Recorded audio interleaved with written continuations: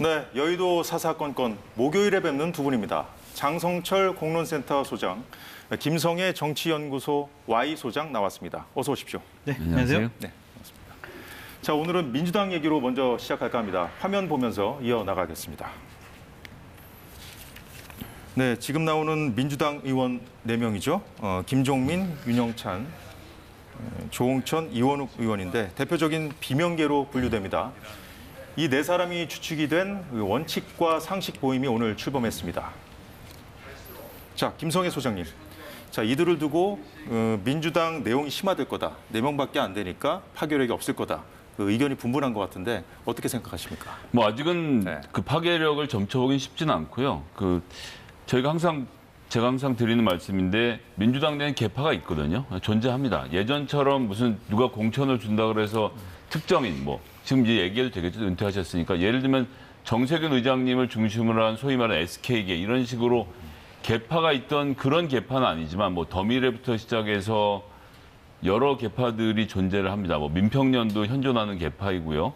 그다음에 민주주의 4.0부터 시작해서 여러 군대들이 있는데 이런 데들이 개파별로 이번 총선을 이재명 대표 체제로 치르면 안 되겠다라는 집단적인 결정을 했다면 전 그거는 굉장히 귀담아 듣고 거기에 대해서 당 지도부가 어떻게 응대할 것인지 방침을 내야 된다라고 생각하는데요. 지금의 이 4분의 말씀은 주시는 말씀에서 우리가 귀담아 들을 이야기들을 듣긴 해야 되지만 이것 때문에 민주당의 내용이 본격적으로 시작됐다 이렇게 보기에는 언론의 관심을 끌 수 있을지는 모르겠습니다만 당내에서는 현재 이 정도 갖고 대단한 파장이 일어날 것 같지는 않습니다. 네, 오늘 그 정치권 주요 이슈인데 장성철 소장님은 어떻게 보셨습니까? 쉬워 보이지가 않아요. 왜냐하면 구심점이 없다라고 말씀을 드립니다. 국민의 인지도와 지지도가 높은 대선 후보급의 지도자가 저분들을 다 모아가지고 자, 우리 이재명 당대표 이런 잘못을 하고 있으니까 우리가 세력화를 구성을 하자.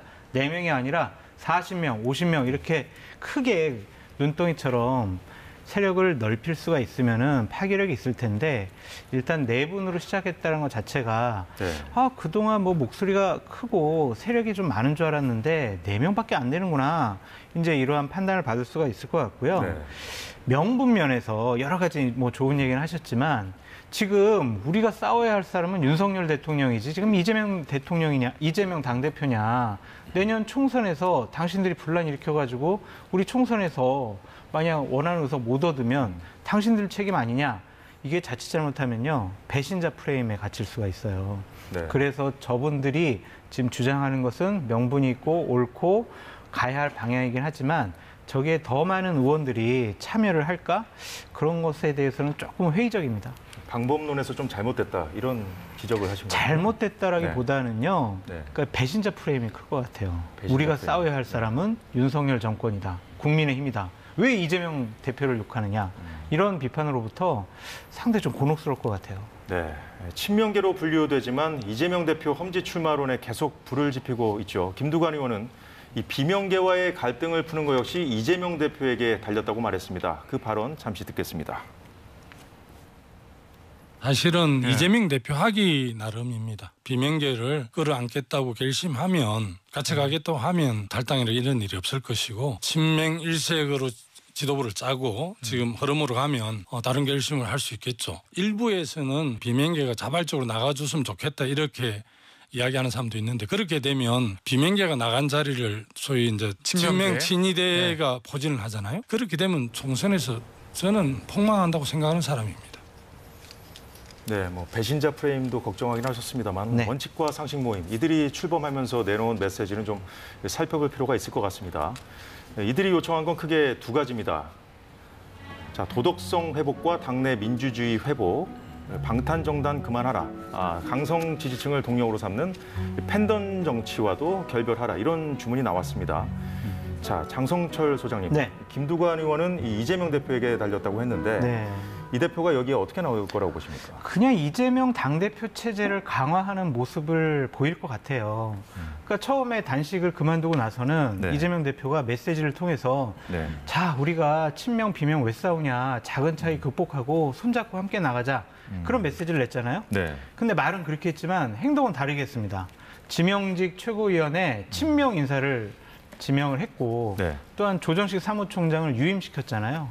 그런 것을 보면 비명계를 배려할 생각은 전혀 없어. 내년 총선 공천권 내가 완전히 장악을 해가지고 내년 총선 이후에는 민주당은 이재명 당으로 만들 거야 라는 강한 의지를 표명한 것으로 보여집니다. 네. 이분들 얘기는 맞긴 맞아요. 대표 개인의 사법 방어에 당을 동원하는 일이 없어야 한다. 돈봉투, 코인 사건의 당 도덕성을 훼손한 사건 등에 대해서는 국민 눈높이에 맞는 조사와 조치가 필요하다. 민주당은 이재명 당도 아니다. 강성 팬덤의 당도 아니다. 이분들 말 틀린 거 하나도 없잖아요. 그런데 세력이 4분밖에 시작을 안 했고 이재명 당대표는 이 얘기를 들을 생각이 없기 때문에 네. 이재명 당대표가 아마 방어막을 덧칠 것 같다는 좀 생각이 들어요. 여기서 밀리면은 내가 자칫 잘못하면 비주류도 인정해줘야 되고 공천권도 나눠 먹어야 되고 저 사람들 목소리가 더 커지면 내 지도체제가 흔들릴 수 있을 것 같아. 나는 좀 더 강하게 내 자리를 지켜야 돼. 그런 생각과 판단을 할 것 같습니다. 네, 이재명 대표가 품기는 어렵고 뭐 방어막을 칠 것 같다는 그런 분석을 해주셨는데 어떻게 보십니까? 국민의힘과 네. 달리 민주당은 시스템 공천을 하고 있는데 시스템 공천의 첫 관문이 뭐냐면요. 네. 현역 의원이 있을 경우에 그 지역에 도전하는 도전자가 현역 의원하고 여론조사의 격차가 20% 안쪽으로 들어와 있어야 됩니다. 근데 생각해 보시면 국회의원 장성철 그리고 그 밑에 김성애 정치연구소 Y 소장 이렇게 해서 여론조사가 나갔는데 국회의원 장성철 안 찍는 사람 거의 없거든요. 그 20% 안쪽으로 인지도를 따라 들어가는 것 자체가 어렵기 때문에 저 사람 날려 예를 들어서 자기 공천을 했다고 치더라도 그런 사람들이 현실적으로 지역에 가서 그 시스템 공천을 뚫고 현재 있는 비명이든 반명이든 이기는 것은 거의 불가능에 가깝기 때문에 이재명 대표가 휘두를 수 있는 카드가 별로 없습니다. 그다음 하는 얘기가 이제 다선 의원들 이야기인데요. 예. 다선 의원들에 대한 공천을 배제하려고 하면 기준이 있어야 될 거 아닙니까? 다선의 비명이 많다고 말하는데 친명도 많이 있습니다. 멀리 갈 게 뭐 있습니까? 안민석 의원 지금 5선이시고요. 예. 그다음에 조정식 사무총장도 5선이고 그다음에 정성호 의원도 5선이고 4선인가요? 하여튼 그런 데다가 정청래 의원, 서영기 의원 이런 분들도 전부 다 지금 3선 이상인데 네. 이런 분들을 전부 다 날리면서 비명을 날리면 그게 비명계 학살인가요? 아니면 그냥 공천 혁신인가요? 전 이분들을 날린다 만다 말씀을 드리는 게 아니라 예. 이재명 대표가 실제로 휘두를 수 있는 권한 자체가 적고 아마 한다면 인재위원장으로서 당내 인사들을 발굴하고 또 당외 인사들을 영입하고 근데 이거는 역대 어느 당대표도 다 해왔던 일이거든요. 이것까지 못하게 할 것 같으면 당대표를 왜 뽑습니까? 라고 여쭤봐야죠. 근데 이재명 당대표가 공천권을 휘두름으로써 비명계를 제거할 가능성은 있어요. 왜냐하면 당규에는 의원평가 하위 20% 컷오프할 수 있거든요. 네. 근데 의원평가를 뭘로 할 것이냐. 그거를 정하는 거는 당대표 지도부, 세부적으로 다 공관위원장이 할 수 있죠. 정해져 있습니다. 정해져 오랜 있는 기간 동안 것도 했고요. 공관위에서 다 바꿀 수 있잖아요. 비율도 바꿀 수 있고. 그래서 이 컷오프 규정을 갖고 이재명 당대표가 비명계라든지 미운 사람, 그리고 공천 주고 싶지 않은 사람들을 쳐낼 가능성이 있다. 그 점을 비명계가 의심하는 거죠. 국민의힘도 이제 평가위원회 평가를 안 믿으신다는 말씀으로 듣겠습니다. 그러니까 공천관리위원회를 보면은요. 당원 단계 룰이 정해져 있더라도 네. 공관위에서 그냥 자기네들이 비율을 마음대로 정하고 또한 새로운 조항을 첨가를 해요. 그런 것들이 이제 공천에 장난칠 수 있는 거죠. 자, 예를 들어서 20대 국회 때 정청래 의원하고 이해찬 의원이 컷오프가 됐을 때 이 사람들 20%는 못 날렸습니다. 다른 조건을 들어서 비대위원장이 직권으로 날리는 경우들은 한두 명 정도에서 가능할지 몰라도 자기가 싫어한다고 비명 반명 의원들을 하위 20%에 몰아넣고 내보내는 방식으로는 못합니다. 당이 그렇게 돌아가지 않습니다. 어느 정도 할 여지는 있지만 좀 한계가 있다는 말씀인가요? 감수를 하고 당대표가 찍어서 한두 사람 정도를 이건 시범으로라도 이렇게 해야 된다라고 선언하고 내보내는 거야. 그건 예. 정치적 부담을 감수하고 하는 일이지만 네. 비명계를 하위 20%로 채운다? 이거는 당에서 평가를 해본 사람이라면 불가능하다는 걸 누구나 다 알 겁니다. 안 그러길 바랍니다. 네. 그런데 그 원칙과 상식 모임에 참여할 것으로 전망됐던 이상민 의원은 오늘 불참했습니다. 이와 관련해서 KBS와 인터뷰한 게 있는데 한번 들어보시겠습니다. 저는 빨리 가부간에 하여튼 결론을 내야 된다는 입장이고 그쪽은 좀 더 시간을 보자는 쪽이고 제가 현실적 가능성까지 다 고려해서 결정을 고민을 하고 주체적으로 결정을 하려고 해요. 제가 선택을 해야 되는데 그 선택은 지금 민주당에 있는 것보다는 나을 것이다 생각해요. 모든 게 다. 세력이 많으면 듬직한 그 신당을 하나 만들겠는데 이상민 신당 그것도 뭐 배제하는 건 아니에요. 네, 이상민 신당까지 어제는 국민의힘 입당 가능성도 언급했습니다. 오선 중진 의원인데 보수 진보 또 당이란 것이 좀 참 부질없다고도 했습니다. 김성애 소장님, 당에서는 그 이 의원이 루비콘강을 건넜다는 비판도 나오던데 그 오늘 발족한 원칙과 상식 모임하고는 좀 결이 다르다고 보십니까? 일단 본인께서도 말씀하시지만 원칙과 상식은 지금 좀 더 시간을 보자는 말. 그러니까 당이 어떻게 변하는지에 대해서 기대를 갖고 한번 밀어붙여 보겠다. 그러면서 당내 세력을 규합하겠다라는 입장인 것으로 보여지고요. 네. 이상민 의원은 뭐 지금 국민의힘 입당까지 너무 많이 가신 거고 당이라는 게 부질없다라는 것은 본인 20년 정치를 해보니 본인한테 부질 없는지는 모르겠지만 민주당과 국민의힘이 그간 국회를 운영하면서 여러 가지 욕먹을 지점도 있었지만 분명하게 저는 여러 가지 입장들이 다르다고 생각하거든요. 노조를 바라보는 문제부터 시작해서 무엇을 개혁할 것인가까지 해서 그걸 부딪히면서 합의안을 만들어서 국회를 운영해왔는데 정당이 다른 게 의미가 없다?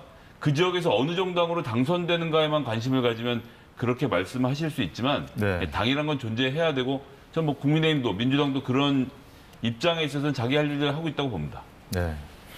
그 이상민 의원이 뭐 부질없다 이런 얘기 하시면서 국민의힘 입당 가능성까지 열어놓으셨는데 어떻게 보셨습니까? 그러니까 그게 나는 국민의힘 입당할 수 있어. 난 입당할 거야. 이렇게 얘기한 건 아니고 그냥 나는 모든 선택을 다 열어놓고 판단할 것이다. 열어놨다는 말씀 아니겠습니까? 그럼 뭐 배제할 수 없다. 이런 식의 얘기거든요. 그러니까 이상민 의원과 다른 네 분과는 좀 다른 것 같아요. 그러니까 이상민 의원은 내가 어떤 선택을 하든 민주당에 있는 것보다 나은 것 같아. 나 이상민 신당 만들래. 이런 얘기를 하잖아요. 근데 다른 네 분 같은 경우에는 당이 바뀌어야 된다라는 요구를 먼저 하고 당이 바뀌지 않으면 나는 그다음에 어떠한 일을 결행할 수 있어. 이런 거잖아요. 그래서 제가 봤을 때는 이상민 의원이 원칙과 상식 모임에 계신 분들보다는 좀 더 강경파인 것 같아요. 그래서 이미 민주당으로부터 마음은 떠난 것 같다. 그런 생각이 듭니다. 그 아까 전에 김성애 소장님이 그 원칙과 상식 모임이 얼마큼 새를 불릴지도 좀 봐야 될 것 같다고 말씀을 하셨는데 앞으로 새를 얼마나 더 불릴 수 있을 거라고 전망하십니까? 그러니까 구성원들 보면 예전에 친문 뭐 어벤져스 그다음에 한 번에 SK 이게 다 이제 다르지 않습니까? 근데 정치라는 것이 그 당시 모여지는 사람이 달라질 수밖에 없는데요.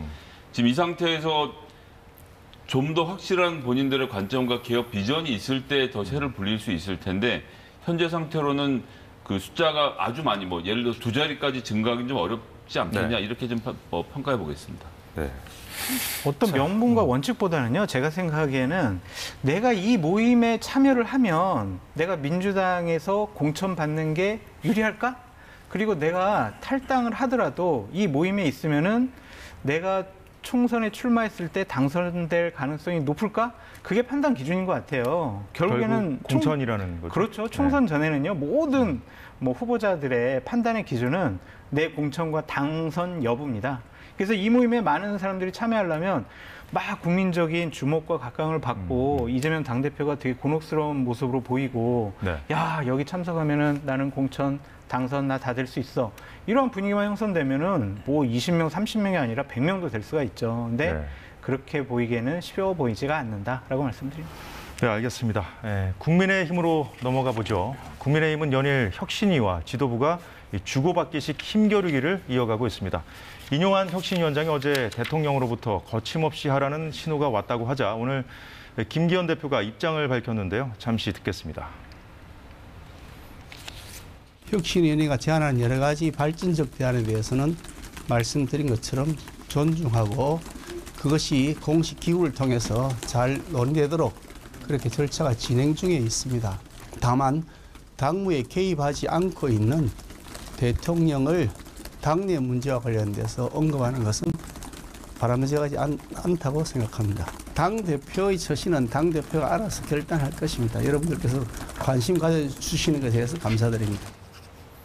네, 장성철 소장님. 어제는 김기현 대표가 좀 발끈하기도 했는데 저 오늘은 좀 들어보니까 알아서 할 테니까 이제 좀 적당히 하자 뭐 이렇게 들리네요. 갈등이 점점 증폭되고 있는 것 같아요. 저는 처음에 혁신위원장과 김기현 당대표가 적당히 좀 짜고 치면서 당의 개혁 동력, 혁신 동력을 이끌어갈 거다라고 생각을 했는데 이뇨한 위원장이 지난 2주 동안 계속한 내용은 뭐냐면 자, 영남권 중진 3선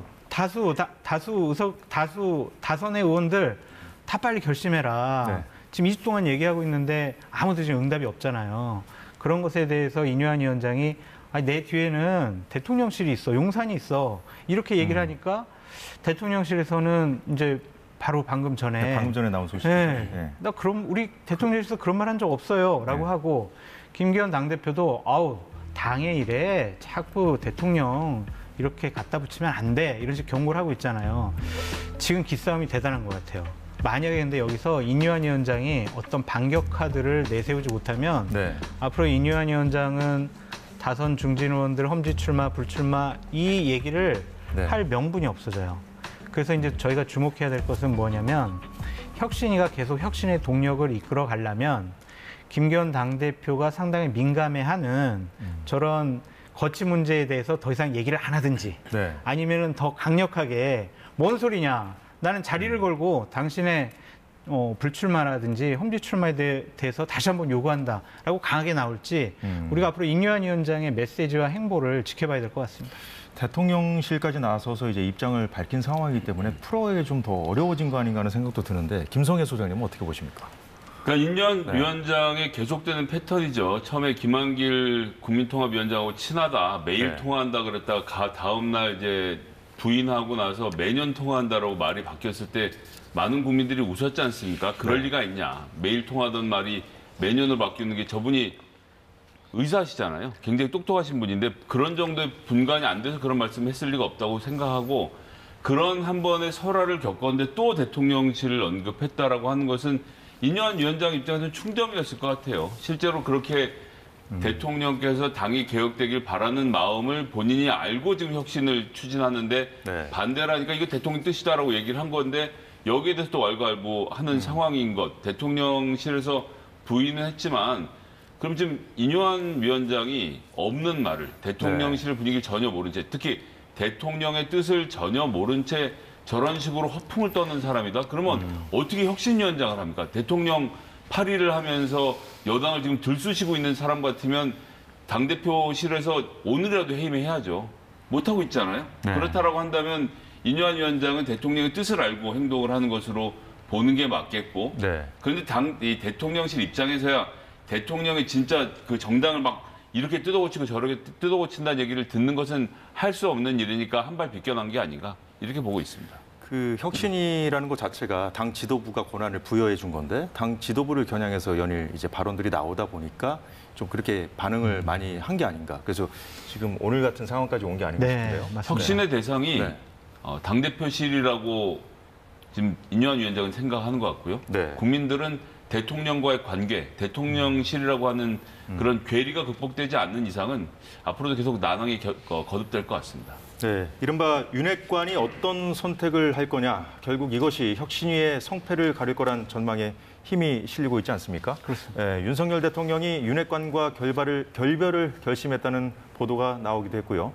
자, 장 소장님, 네. 대통령과 윤핵관과의 결별 가능성 어느 정도로 보십니까? 상징적인 분이 있어요. 네. 장제원 의원일 수밖에 없어요. 영남, 다선, 중진, 윤핵관 다 걸리잖아요. 네. 그렇다면 장제원 의원이 어떠한 선택을 할 것이냐가 대통령이 윤핵관에 대해서 어떻게 생각하는지 바로미터가 아니냐라는 좀 생각이 듭니다. 장제원 의원 같은 경우에는 얼마 전에 큰 산악회 행사를 통해서 나는 버티겠어. 나는 내 지역구에서 그대로 출마할 거야. 나에 대해서 불출마라든지 수도권 험지 출마 요구도 하지 마. 나는 내 지역구에서 정치 인생을 마감할 거야. 이런 강한 메시지를 냈잖아요. 이 정도면 본인 의중을 충분히 내비쳤다, 보여줬다 할 수 있을까요? 그런데 네. 용산에서 네. 좀 기분 나빠할 만한 말까지 했어요. 나는 권력자에 굴복하는 그런 삶을 살지 않았어요. 이런 얘기까지 내 했단 할 말 말이에요. 하겠다 네. 이런 얘기 하셨죠? 그건 자칫 잘못하면 대통령에 대해서 이거 항거하는 거 아니야? 이런 이미지를 줄 수가 있거든요. 네. 이러한 처신과 메시지에 대해서 장제원 의원이 계속 버틸 수가 있느냐? 아니면은 네. 그래도 내가 정기국회 끝나면은 그래도 내가 윤석열 정부의 성공, 국민의힘의 총선 승리를 위해서 내가 큰 결단을 하겠어. 이렇게 판단할지는 좀 네. 한 2, 3주만 지켜보면은 장제원 의원의 선택에 대해서 저희가 네. 다시 평가할 수 있을 것 같습니다. 우리 눈앞에 보여지는 상황, 그 현상만 갖고 판단하기가 정말 어려운 게 정치잖아요. 그렇습니다. 어떻게 보십니까? 저는 뭐 모르겠습니다. 일단 네. 두 가지 가능성을 다 열어 놓아야 된다고 보는데 첫 번째는 장제원 의원이 실제로 그냥 대통령에게 대든 경우 이러나 저러나 무소속으로라도 24년에 국회만 들어가면 네. 28년 내가 공천받을 때 대통령님은 거기 안 계실 거잖아요라고 선언한 것일 수도 있습니다. 그럴 가능성이 있다고 하나 보시는 거고요. 높진 않지만 네. 그럴 수 있다고 보고요. 두 번째는 뭡니까? 두 번째는 두 번째 시나리오를 짰다라고 하면 이건 뭐 오스카에서 대상 받을 시나리오인데 그러니까 갈등이 극한의 상황으로 갔을 때 장제원 의원이 희생을 하거나 즉 불출마 선언 혹은 장제원 의원이 희생당하거나 인유한 혁신위원장에 의해서 혹은 다른 사람들에 의해서 공천에서 배제가 되는 그런 클라이막스가 만들어지면 네. 우리가 그 예전에 고대시대 제례를 보면 맨 마지막 장면에서 희생양, 양을 죽임으로써 이 파티를 끝내잖아요. 그 순간 사람들이 카타르시스를 느끼거든요. 네. 장제원의 희생으로 국민의힘의 모든 공천이 잘 된 것처럼 만드는 극적인 효과를 만들기 위해서는 기승전결을 승단계에서 이와 같은 갈등이 최고조로 이르러야 합니다. 그리고 나서 장제원 의원이 그럼 불출마하겠습니다라고 선언을 하면 혁신위도 성공을 하고 국민의힘도 뭐 바뀐 것은 없지만 대단한 혁신을 한 것처럼 보이게 만드는 효과를 거둘 수 있을 텐데요. 네. 그런 걸 상상하고 짠 시나리오라고 하면 예, 정말 대단하다고 말씀드려야겠습니다. 극적인 효과를 노린 연출이다라는 그런 두 번째 시나리오에 대해서 장 소장님은 어떻게 생각하세요? 그런 시나리오를 네. 짜려면요, 정말 몇몇 사람들이 다 사전에 조율하고 합의하고 작전을 같이 짰어야 돼요. 네. 근데 지금 나온 것을 보면은 워딩이나 메시지나 아니면 행보 같은 것을 보면은 이거는 서로 좀 작전을 같이 짠 것 같지는 않다. 그런 좀 생각이 들고 네. 한 가지 좀 국민의힘이나 용산이나 장제원 의원이 생각해야 될 부분은 있는 것 같아요. 그러니까 지금 인유한 위원장의 2주간의 드라이브를 통해서 윤핵관의 이선 후퇴라든지 아니면 수도권 험지 출마가 내년 총선 승리를 담보할 수가 있다라는 식으로 논리가 전개되고 있거든요. 네. 근데 많은 국민들이 국민의힘을 지지하지 않는 그런 국민들이 장제원 의원이 갑자기 이제 12월 초에 저 불출마하겠습니다. 저 윤석열 정권 성공을 위해서 뒤로 물러나 있겠습니다. 그렇게 선언을 했어요. 그러면은 중도층에서 와, 정말 장제원 의원 대단한 결심을 했구나. 내가 국민의힘을 지지하지 않지만 장제원 의원이 윤핵관이 저런 정말 희생적인 결단을 했기 때문에 내가 국민의힘 지지해야지. 과연 이럴까요? 그러니까 지금 모양새가 상당히 좀 이상하게 흘러가 있는 것 같아요. 그러니까 여러 가지 핵심 관계자들의 이선 후퇴는 이끌어내야 될 부분이지만 이것만 갖고 과연 총선 승리를 담보해낼 수가 있느냐. 네. 지금 방향이 너무 일방주의 방향으로 흘러가가지고 다른 부분을 너무 도외시하는 거 아니냐. 그런 생각도 좀 듭니다. 네, 잘 들었습니다. 자, 이런 가운데 또 많이 언급되는 사람이 한동훈 법무부 장관입니다. 이러다 결국 국민의힘의 비대위원장이 될 거라는 설도 나오고요. 자, 장성철 소장님. 네. 한동훈 비대위가 뜰 거라는 관측 어느 정도 이게 며칠 신빙성 있다고 보십니까? 전부터 네. 여의도에 흉흉한 소문이 지금 퍼지고 있어요. 김기현 당대표에 대해서 윤석열 대통령이 신임을 거둬들였다. 그래서 윤석열 대통령이 토요일 날 귀국하고 난 다음에 주말에 당내 여러 상황들을 다 정리할 것이다. 그리고 다음 주 중에 김기현 당대표가 사퇴를 할 것이다. 그래서 형식적으로 윤재옥 원내대표가 비대위원장을 맡고 그 비대위원장이 한동훈 법무부 장관이나 원희룡 장관을 비대위원장으로 이제 모셔올 거다. 네. 이런 시나리오가 쭉 이제 많이 퍼지고 있더라고요. 근데 이것은 다음 주에 가봐야 될 것 같고요. 네. 또한 김기현 당대표 체제로 내년 총선을 승리할 수 있을까? 과연 공천 잘할 수 있을까? 과연 국민 눈높이에 맞는 여러 가지 결정과 판단을 할 수 있을까? 이런 의구심은 용산뿐만이 아니라 국민의힘에 있는 몇몇 의원들도 그렇게 생각을 하고 있으니까 이러한 소문들이 눈덩이처럼 좀 커지는 것 같거든요. 네. 근데 결론적으로 말씀드리면 여당이잖아요. 국민의힘 독단적으로, 단독으로 모든 걸 결정할 수 없습니다. 당연히 용산과 어떠한 교감과 조율을 통해서 여권이 흘러갈 수밖에 없거든요. 네. 당 지도부를 교체한다는 것 자체는 상당히 중요한 문제이기 때문에 네. 대통령의 뜻과 의지가 상당히 중요해 보입니다. 그것은 당무 개입이라고 볼 수는 없고요. 네. 그것은 당연히 여권 내의 조율 과정이다라고 말씀드릴 수밖에 없어요. 원래 선거철이 되면 좀 이런저런 얘기들이 많이 나오지 않습니까? 많아요, 아주. 네. 어떻게 들으셨습니까? 네. 신윤핵관의 등장으로 봐야 되겠죠. 이제 원래 윤핵관이라는 건 아주 짧게 설명하면 윤석열 서울중앙지검장 시절에 추미애 법무부 장관에게 공격당하던 윤석열 지검장을 지켜줬던 국민의힘 소속 법사위의 위원들이었습니다. 장제원, 권성동, 이철기 의원이 그때 다 같이 활동했던 걸로 제가 알고 있고요. 네. 윤한홍 의원까지 아마 그랬던 걸로 기억이 나는데 그렇게 친해져서 대통령은 됐는데 이분들이 당내 장악력이나 영향력을 봤을 때 여러 가지로 마찰과 부딪힘이 있었거든요.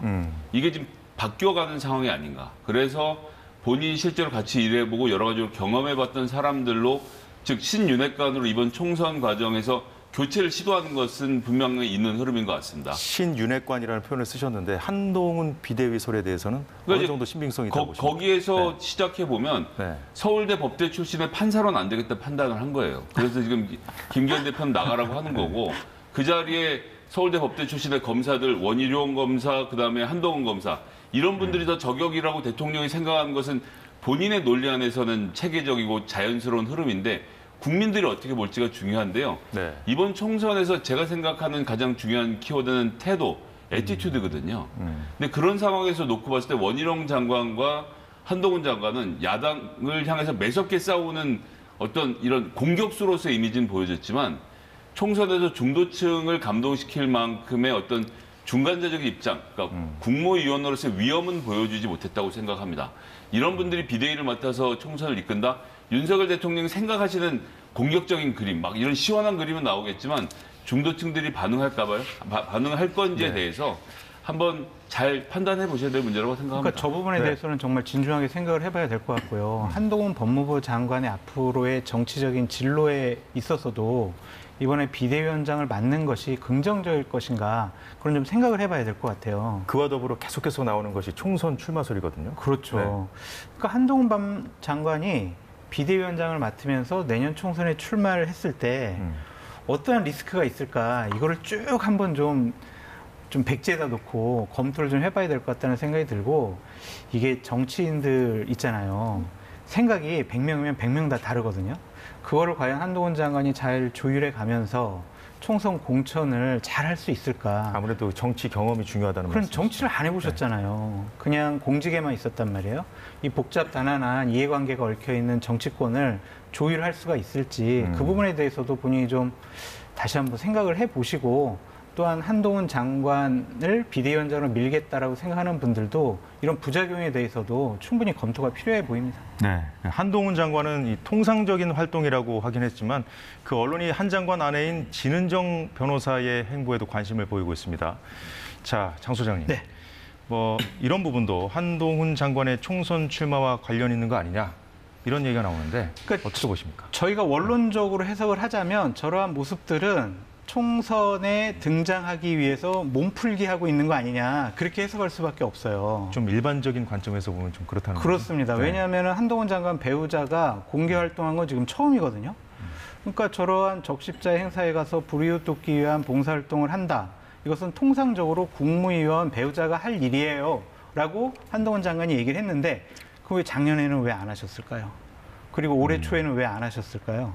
지금 저렇게 등판을 하고 저렇게 사진으로 주목을 네. 받는 것은 많은 사람들의 기대도 지금 저 사진에 담겨져 있고 네. 한동훈 장관이나 아니면 한동훈 장관을 정치에 데뷔시키기 위해서 간 보기 위해서 국민들의 반응을 보기 위해서 저런 사진을 띄웠다라고 해석할 수도 있는 것이죠. 네. 그리고 또 하나 제가 요즘에 유의 있게 보는 거는 한동훈 장관이 민주당에 대해서 되게 직설적으로 되게 거칠게 공격을 하시더라고요. 민주당의 말도 좀 거칠어지고 있지 않습니까? 그렇죠. 받아치는 거는 맞는데 예. 그래도 국무위원이라면 좀 원론적으로 얘기하시는 부분이 필요하다고 생각이 들었는데 네. 그보다는 조금 더 정치적인 용어를 동원을 해서 후지다라는 표현 네. 이런 것들은 정치적인 용어라고 볼 수밖에 없거든요. 네. 그런 것들을 통해서 민주당을 공격하는 것을 보면 본인도 어느 정도 내가 총선에서 무슨 역할을 해야 되는 거 아니야? 라고 본능적으로 느끼고 있는 것이 아닌가라는 생각이 민주당 듭니다. 의원들하고 이제 치고받고 하는 네. 그런 상황에서 이제 그 표현들. 언론이 이제 주목하는 네. 그 아내분, 네, 그 행보들. 네. 자, 이런 상황까지 김성애 소장님은 어떻게 보십니까? 뭐 가십으로 하나만 잠깐 짚고 넘어가면 저는 네. 사실 뭐 한동훈 장관의 배우자에 대해서 뭐 공격하거나 뭐 이럴 의도는 전혀 없는데 사진 보고 약간 재미있었던 부분은 저분 혼자 지금 하얀색 귀걸이 굉장히 큰 걸 하고 계시거든요. 근데 저 귀걸이가 저분 프로필 사진 찍을 때도 같은 디자인의 귀걸이였습니다. 뭐 브랜드까지 같은지 모르겠지만 상당히 준비를 하고 나왔다. 소위 말하는 헤메코라고 하죠.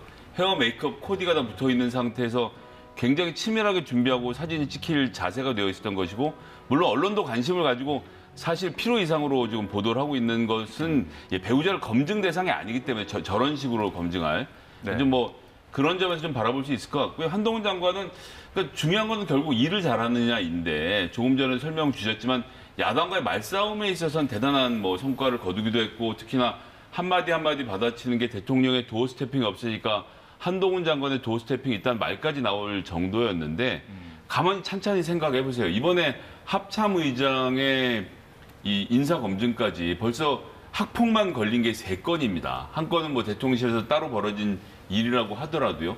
이 모든 인사검증에 대해서 처음에 시작할 때는 이제는 앞으로 인사검증을 하면 누구한테 물어볼 수 있지 않겠습니까? 저한테 물어보시면 됩니다라고 했는데, 막상 시작이 되니까 우리는 서류를 수집하는 거 말고는 하는 일이 없다라고 하셨고, 이민청 설립에 대해서 대단한 뜻을 밝히면서 취임사에도 밝혔지만 올 3월에 무슨 일이 있었습니까? 농번기에 5만 비닐하우스 찾으러 다니면서 이 소위 말하는 불법 체류 노동자들 다 잡아갔던 게 법무부였어요. 그러니까 이민청을 만들겠다는 것과 또 이런 일들의 불일치들, 그러니까 능력적으로 보여준 것은 없고 그냥 말잔치뿐이었는데, 뭐 정치인들의 능력으로 보겠습니다만 과연 지금 법무부 장관으로서 어떤 일들을 하셨는지, 최근에 사기범 전총조 씨 같은 경우에 사면까지 했던 이거 윤석열 정부의 사면이 이루어진 검증을 또 법무부 장관이 했던 점까지 생각해 보면 그런 얘기는 좀 다음에 더 하는 걸로 하고요.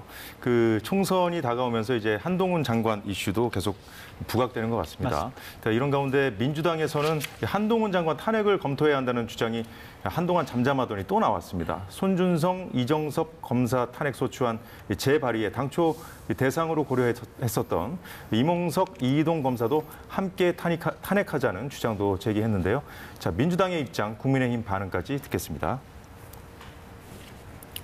이 정도는 탄핵 사유 아니냐라는 얘기들을 아마 예상하실 것 같고, 국민들도 거기에 대해서 한동훈 장관의 탄핵이 필요하다라는 의견이 굉장히 높은 상태라, 저희 TF가 검사범죄 대응 TF이긴 하지만 검사 출신인 한동훈 장관에 대한 탄핵 여부에 대해서도 저희가 필요하면 검토해서 의견을 제시할 수 있지 않을까 이런 생각도 하고는 있습니다. 탄핵소추안은 해임 건의안, 국정조사, 특검과 함께 민주당의 국정 발목 잡기 밥상에 밑반찬처럼 늘 올라있는 협박 4종 단골 먹거리가 됐습니다. 삼권 분립의 원칙을 훼손하고 자유민주적 기본 질서를 심대하게 위협하는 위헌정당의 요건에 해당될 수 있다는 비판에서 자유로울 수 없다는 점을 말씀드립니다. 네, 시간 관계상 한 번씩 질문 드리겠습니다. 이건 김성애 소장께 먼저 여쭤봐야 될 것 같은데, 당내에서 한동훈 장관에게 그 악플보다 무플이 더 무서울 거다, 이런 말과 함께 무대응을 주문한 그런 경우도 있어요. 당 지도부의 기류는 지금 앞서 보신 김용민 의원과는 좀 다르다고 보십니까, 기류가? 네, 김용민 의원이 이제 검사범죄 TF에서 팀장으로 할 수 있는 얘기를 한 거고, 당 입장에서는 필요한 것에 대해서 제한적으로 효과적으로 탄핵카드를 쓰는 것이 당연하기 때문에, 뭐 김용민은 한 사람의 의견으로 민주당이 탄핵카드를 들고 나왔다라고 하는 것은 제가 보기엔 좀 지나친 과장이라고 보고요. 박상대 의원의 말처럼 필요한 부분에 대해서만 저희가 대응을 하는 게 좋겠다. 전 이렇게 판단하고 있습니다. 존재감만 부각시켜줄 수 있다. 뭐 그런 굳이 건가요? 논란을 불러일으킬 필요가 있겠느냐라는 박찬대 최고위원의 주장에 저도 동의합니다. 알겠습니다. 장성철 소장님 어떻게 반론하시겠습니까? 그러니까 국무위원이 헌법과 법률을 위반했으면 당연히 국회에서는요, 의무와 권한으로 탄핵할 수가 있어요. 근데 지금 민주당의 모습은 뭐냐면, 한동훈이라는 국민의힘과 보수파의 중요한 정치적인 자원을 그냥 사냥감 몰듯이 탄핵이라는 단어를 통해 가지고 그냥 표적 삼아서 공격하는 것이 아니냐, 그런 좀 생각이 듭니다. 그러니까 탄핵이라는 단어가 주는 무게감이 있잖아요. 그걸 너무 가볍게 사용하는 것이 아니냐. 정략적으로 당리당략을 위해서 한 국무위원의 탄핵을 민주당이 너무 가볍게 접근하는 것은 대단히 부적절하고 잘못됐다라고 말씀드립니다. 알겠습니다. 오늘은 이 정도로 정리하겠습니다. 지금까지 김성회, 장성철 두 소장이었습니다. 오늘 말씀 고맙습니다.